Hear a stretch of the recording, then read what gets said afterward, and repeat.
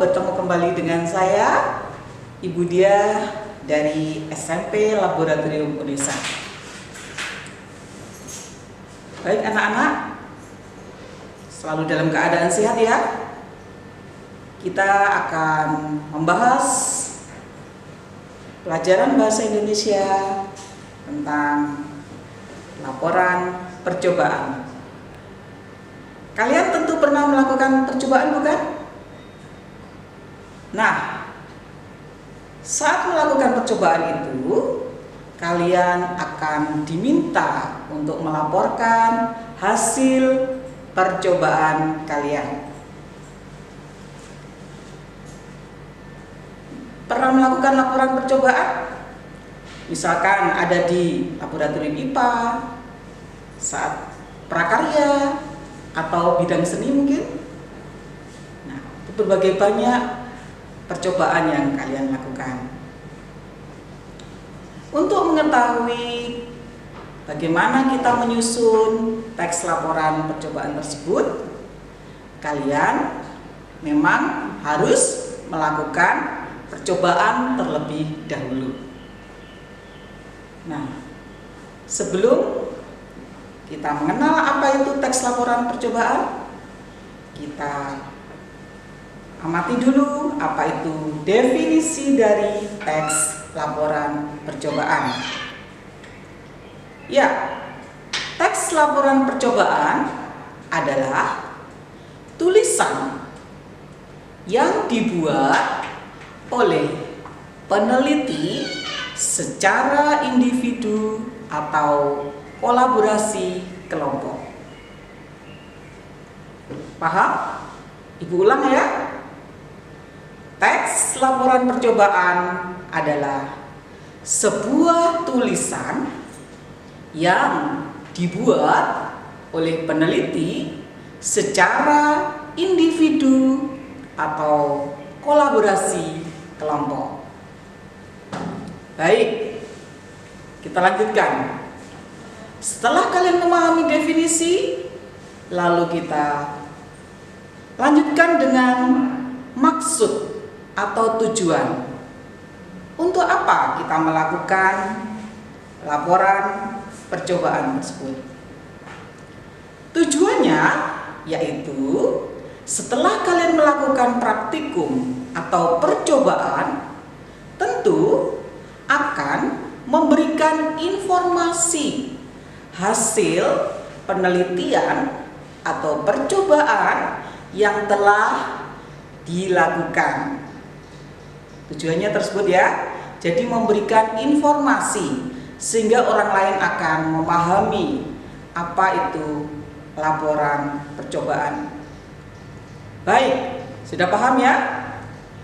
Untuk menyusun teks laporan percobaan tersebut, tentunya ada langkah-langkah atau struktur yang wajib harus ada dalam laporan tersebut.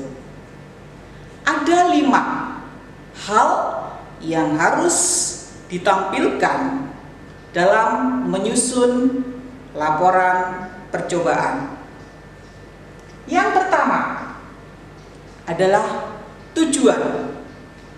Kalian wajib mencantumkan tujuan apa yang akan dimaksud kepada laporan percobaan tersebut. Tujuannya apa saat melakukan laporan percobaan. Kemudian yang kedua, kalian wajib menyantumkan alat dan bahan yang digunakan dalam percobaan atau praktikum tersebut. Yang ketiga, yang wajib juga harus dicantumkan yaitu prosedur atau langkah-langkah kerja secara sistematis dari awal hingga akhir, sehingga orang lain yang membaca laporan kalian akan memahami bagaimana langkah-langkah kerja percobaan yang kalian lakukan. Yang keempat, tentunya kalian harus menuliskan hasil percobaan. Apakah percobaan itu sudah berhasil ataukah mungkin belum berhasil? Yang terakhir yaitu kesimpulan. Nah, baik ya, untuk memahami teks laporan percobaan yang Ibu jelaskan tentang struktur tadi, Ibu berikan contoh. Kalian bisa memperhatikan contoh tersebut. Di awal sudah dicantumkan adanya tujuan dari percobaan atau praktikum yang dilakukan. Cara membuat slime tanpa menggunakan boraks.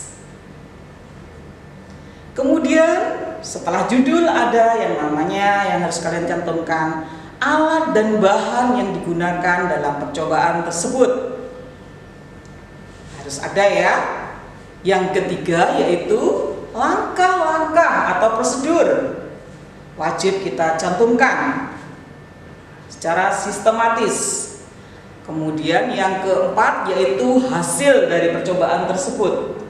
Bagaimana hasilnya? Membuat slime tanpa menggunakan borak tersebut berhasil atau tidak? Yang terakhir adanya kesimpulan. Nah, anak-anak, kalian bisa memperhatikan contoh yang Ibu berikan.